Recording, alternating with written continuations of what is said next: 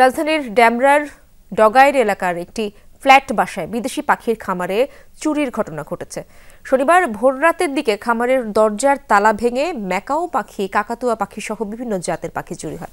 চুরি যাওয়া পাখিগুলোর আনুমানিক মূল্য ১৬ লক্ষ টাকা।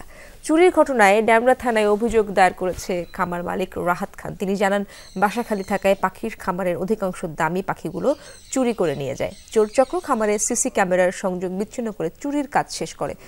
ড্যামরা থানা পুলিশ চোর শনাক্তে কাজ শুরু করেছে। প্রাথমিকভাবে পুলিশের ধারণা পাখির খামার করেন বা বিদেশি পাখি ক্রয় বিক্রয় করেন এমন চক্রই এই চুরির সাথে জড়িত।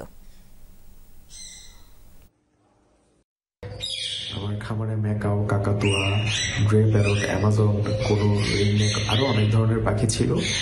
সেইখান থেকে বৃহৎ কিছু পাখি, বড় আকারের যে পাখিগুলো ছিল এক্সপেন্সিভ, সেই পাখিগুলো তারা নিয়ে আমার বাসার ছাদ দিয়ে চলে যায়।